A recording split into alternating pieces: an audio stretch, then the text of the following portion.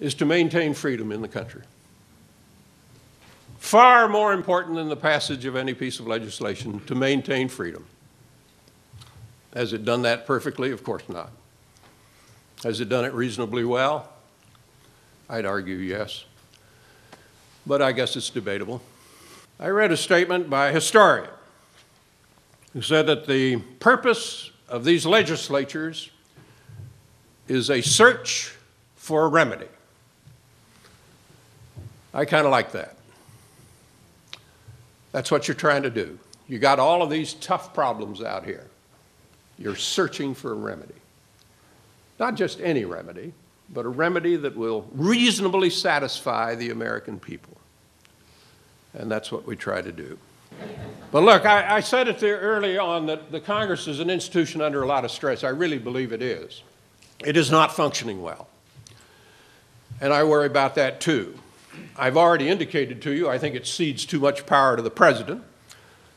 You see, I believe the Constitution says that the best way for our country to adopt public policy is by a kind of a creative tension between the legislature and the judicial and the executive branch, and out of that creative tension there emerges better public policy. That's kind of the premise to me of the Constitution.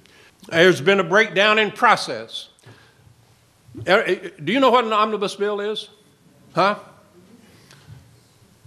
It's an abomination, that's what it is. It throws out the window transparency, accountability.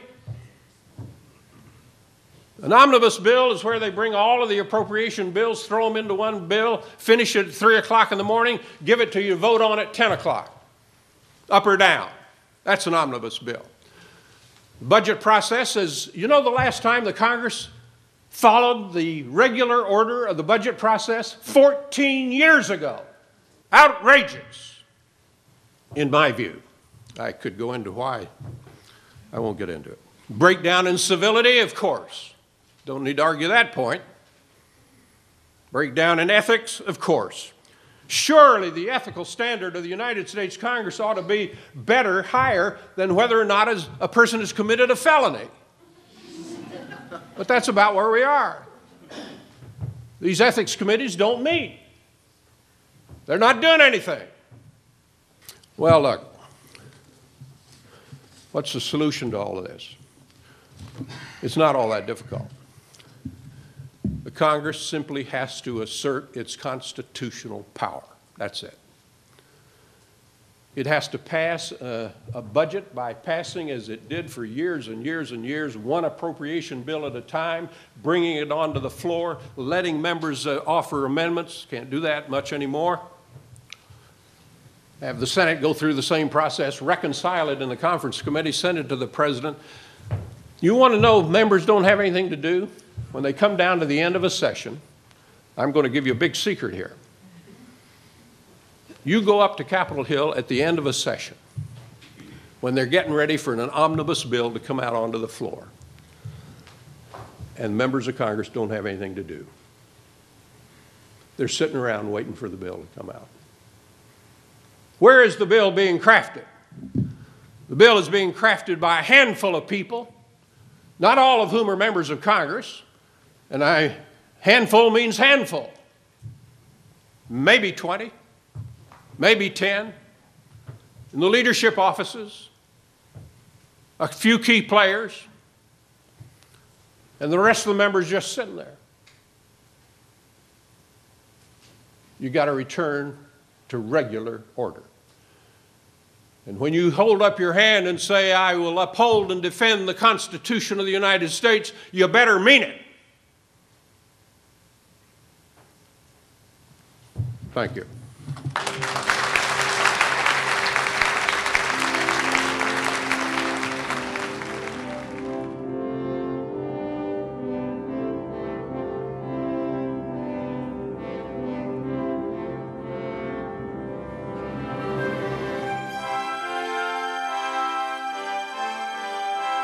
I have only come to one conclusion about legislatures after watching them for my professional career. And that conclusion is, I don't understand them. Lawmaking is unique. It is unique, it is confused, it is complicated, it is messy, it is remarkable. There's so much to teach about it, how a bill becomes a law, going through the committee stage, the floor stage, to the other body, and what have you, the conference committee, about senators and representatives and, how they spend their days, how interest groups, back or oppose legislation and how they lobby legislators. The question is, though, what is fundamental? And I would propose that there are 4 fundamental lessons that ought to be taught. And I would say that if people don't get these lessons, they don't really get representative democracy, except at a very general level, but they don't get representative democracy in their gut. One lesson is about representative democracy in general. You've got to see legislatures in the larger context of the political system. You can't just isolate them and look at the nuts and bolts of legislatures and figure out what is going on or what should be going on. A second lesson is about representation itself, the process of representation.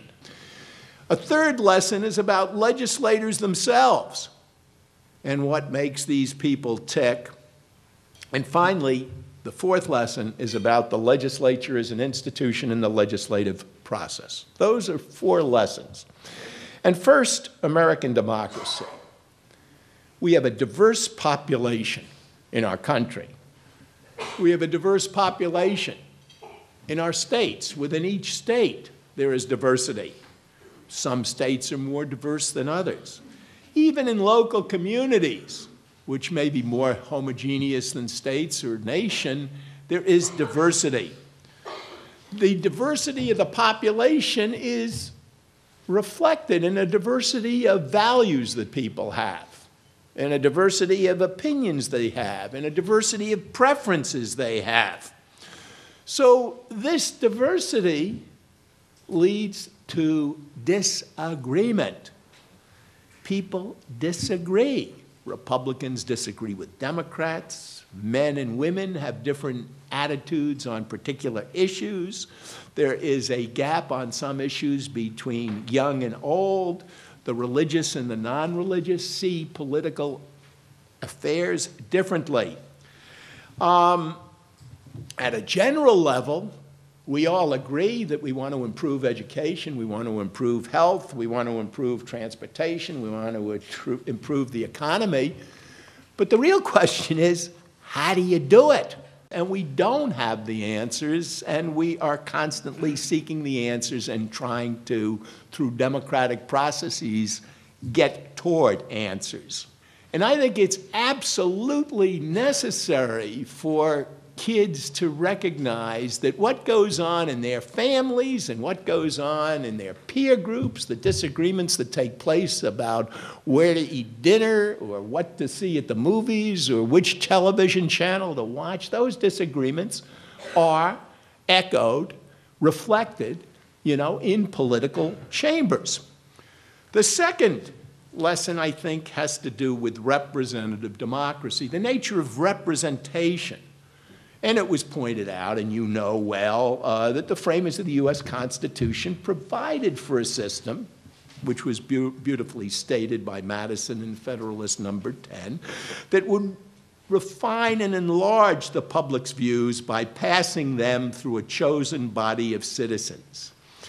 This was an elite chosen or elected by citizens to represent them. People who didn't have the inclination or the time to participate in the running of government would choose those who did have the inclination and the time and, in that century, the talent to run government. So people in the nation, in the states, and in most localities, for the most part, do not directly decide on policy. Rather, they choose their representatives who decide on their behalf. They make known their views to their representatives. They vote for their representatives.